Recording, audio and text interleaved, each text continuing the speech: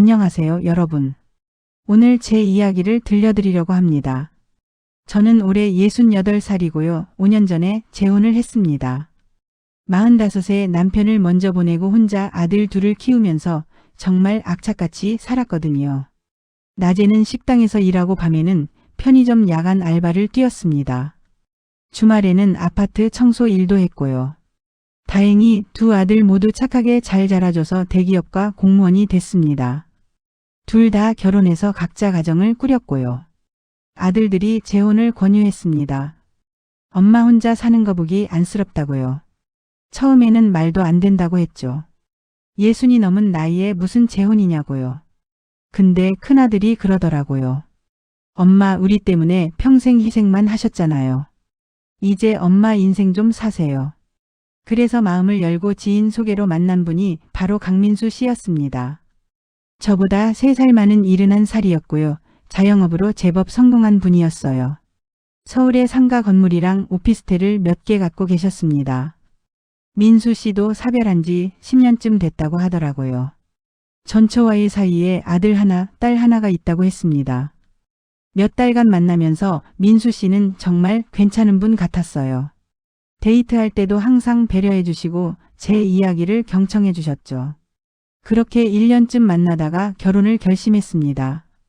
양가 자식들도 다 만나서 인사시켰어요. 민수 씨 아들인 강준호 씨는 38살로 변호사였고 딸인 강지은 씨는 35살로 대학병원 의사였습니다. 그런데 첫 만남부터 뭔가 느낌이 이상했어요. 준호 씨랑 지은 씨가 저를 보는 눈빛이 그렇게 곱지 않더라고요. 특히 지은 씨는 대놓고 불편한 티를 냈습니다. 아버지, 결혼은 신중하게 생각하셔야죠. 요즘 노인들 상대로 사기치는 사람들도 많다던데요. 결혼식은 조촐하게 했어요. 신혼생활은 정말 행복했습니다. 민수 씨는 집안일도 같이 해주시고 주말마다 여행도 다녔어요. 그렇게 평화로운 시간이 3년쯤 흘렀습니다. 그런데 어느 날부터 민수 씨가 자꾸 건강검진을 받으러 다니시더라고요. 제가 물어봤죠. 여보 어디 불편한 데 있으세요? 민수 씨는 아니라고 그냥 정기검진 받는 거라고 하셨어요. 그러던 어느 날 민수 씨 휴대폰에 저장된 병원 이름을 봤습니다. 대학병원 종양내과였어요. 가슴이 철렁 내려앉았습니다. 저는 당장 택시를 타고 그 병원으로 달려갔습니다. 민수 씨는 한참을 망설이시다가 결국 말씀하셨습니다. 췌장암 말기라고요. 6개월 전에 진단받았는데 저한테 걱정 끼치기 싫어서 혼자 치료받고 계셨대요. 이미 수술도 불가능한 상태고 시간이 얼마 남지 않았다고 하셨어요. 그날 이후로 저는 민수 씨 병간호에 전념했습니다. 항암 치료 받으러 병원 갈 때마다 따라갔고 집에서도 몸에 좋다는 음식은 다 해드렸어요. 그러던 중에 민수 씨 자식들이 집으로 찾아왔습니다. 그런데 이 사람들이 하는 행동이 참 이상했어요. 아버지 건강 상태를 물어보는 것까진 좋은데 자꾸 재산 얘기를 꺼내는 거예요. 저는 자리를 피해줬죠. 그런데 문틈으로 대화 소리가 들리는 거예요. 지은 씨 목소리가 들렸어요. 아버지, 솔직히 말씀드릴게요. 그분이랑 결혼하신 거 저희는 지금도 찬성 안 해요. 아버지 돈 노리고 접근한 게 뻔하잖아요. 준호 씨도 거들었습니다. 아버지, 유 원장 다시 확인해 보셔야 해요. 혹시 그분 앞으로 재산이 넘어가게 되어 있으면 큰일이에요. 제가 변호사니까 도와드릴게요. 민수 씨가 화를 내시면서 아이들을 내보냈습니다. 하지만 준호 씨와 지은 씨의 견제는 계속됐습니다. 병원에 갈 때마다 따라왔고 저보고 대놓고 아버지 재산 관련해서 건드린 거 없죠라고 물어보는 거예요. 그렇게 몇 달이 더 흘렀습니다. 민수 씨 상태는 점점 나빠지셨고 결국 병원에 입원하셨어요. 저는 하루 종일 병실을 지켰습니다. 그러던 어느 날 밤이었어요. 민수 씨가 갑자기 저를 부르시더니 침대 옆 서랍을 가리키셨어요. 저기 봉투가 있어요. 그거 열어보세요. 봉투를 열어보니 유 원장이 들어있었습니다. 유 원장에는 이렇게 적혀 있었어요. 나 강민수는 정신이 온전한 상태에서 이 유 원장을 작성한다. 내 모든 재산은 배우자에게 상속한다. 자식들한테는 이미 충분히 줬다. 저는 울면서 물었어요. 여보, 이게 무슨 말씀이세요? 자식분들한테 주셔야죠. 민수 씨가 힘없이 웃으시면서 말씀하셨어요. 아니에요. 나는 이미 자식들한테 해줄 건 다 해줬어요. 준호 로펌 차릴 때도 2억 줬고 지은이 병원 개업 자금으로 3억 줬어요.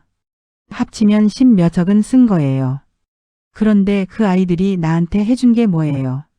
내가 아플 때 진심으로 걱정해 준 적 있나요? 전부 재산 걱정만 하더라고요. 반면에 당신은 어떻습니까? 내가 아프다는 걸 알고 나서부터 하루도 빠짐없이 옆에서 돌봐줬잖아요. 그로부터 일주일 후 민수 씨는 평화롭게 눈을 감으셨습니다. 장례식 이틀째 되는 날 문제가 터졌습니다. 준호 씨가 유언장을 발견한 거예요. 준호 씨랑 지은 씨가 장례식장 작은 방으로 저를 끌고 들어갔습니다. 둘 다 얼굴이 새빨개져서는 소리를 지르더라고요.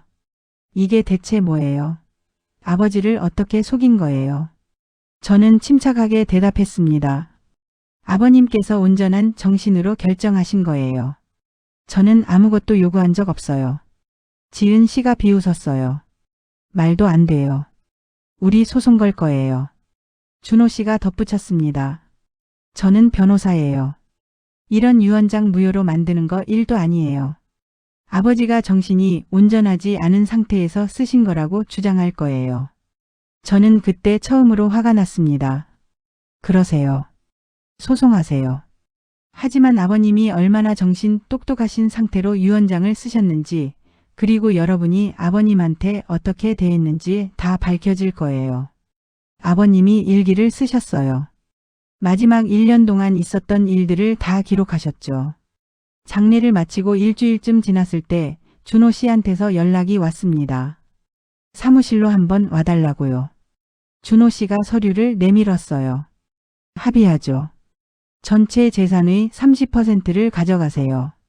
민수 씨 재산이 정확히 얼마인지는 몰랐는데 이 서류에 다 나와 있더라고요. 상가 건물 시가 80억, 오피스텔 세 채 합쳐서 30억, 예금이랑 주식이 15억. 합계 125억이었어요. 30%면 37억 정도네요. 저는 서류를 덮었습니다. 아버님 유언장대로 하면 안 되나요? 준호 씨가 코웃음을 쳤어요. 저희가 그냥 물러날 것 같아요. 저는 물러서지 않았어요. 해보시죠. 저도 제대로 준비할 거예요. 그렇게 말하고 자리에서 일어났습니다. 제 아들들한테 전화했어요. 큰아들이 그러더라고요. 엄마, 제대로 싸워야겠네요. 제 친구 중에 변호사 있어요. 소개해드릴게요. 소송이 시작됐습니다. 준호 씨는 온갖 법률적 공격을 해왔어요. 민수 씨가 항암제 투여로 정신이 혼미했다. 제가 부당한 영향력을 행사했다. 온갖 주장을 다 했습니다. 하지만 저희도 준비가 돼 있었어요. 병원 측 기록을 제출했고 민수 씨가 쓰신 일기도 증거로 제출했습니다. 일기에는 민수 씨의 심정이 아주 자세하게 적혀 있었어요. 아이들이 또 찾아왔다. 유언장 얘기만 한다. 내 건강은 관심도 없다. 반면에 아내는 오늘도 병원에서 밤을 새웠다. 이 사람이 내 곁에 있어서 얼마나 다행인지 모른다. 재판부에서 이 일기를 읽고 분위기가 확 바뀌었어요. 판사님이 준호 씨한테 물었습니다. 아버님이 아프실 때 얼마나 자주 병문안 가셨습니까? 준호 씨가 더듬거리면서 대답했어요. 일주일에 한두 번 정도요. 판사님이 다시 물었습니다. 병원 기록을 보니 원고는 거의 매일 병원에 계셨다고 하던데요. 왜 변호인께서는 자주 가지 않으셨습니까? 재판은 제 생각보다 빨리 끝났습니다. 6개월 만에 1심 판결이 났어요. 결과는 제 전면 승소였습니다. 피상속인 강민수 씨는 자필 유언장을 작성할 당시 정신이 온전했고 자신의 의사에 따라 유언장을 작성했다고 판단된다. 피상속인이 평생 피고들에게 충분한 경제적 지원을 했고 이제는 자신을 끝까지 돌봐준 배우자에게 감사를 표하고 싶어 했다는 점은 충분히 이해할 수 있다. 준호 씨는 항소했지만 2심도 결과는 같았어요. 결국 2심 판결이 확정됐습니다. 민수 씨의 전 재산 125억이 제 앞으로 넘어왔어요. 상속 절차가 다 끝나고 얼마 후에 준호 씨한테서 연락이 왔습니다.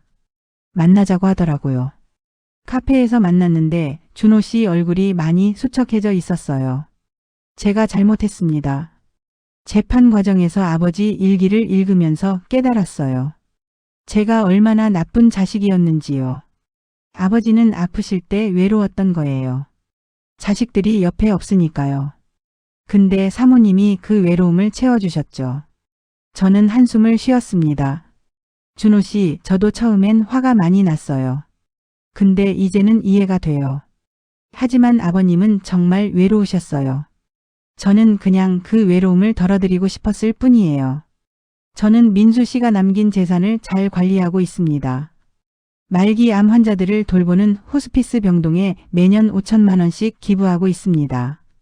민수 씨의 이름으로요. 혼자 사시는 노인분들을 위한 복지관 건립에도 10억을 기부했어요. 가끔 민수 씨 생각이 나면 산소에 갑니다. 묘비 앞에 앉아서 이런저런 얘기를 하죠. 여보, 당신 덕분에 편하게 살고 있어요. 감사해요. 그리고 사랑했어요. 긴 이야기 들어주셔서 감사합니다. 오늘도 좋은 하루 보내세요.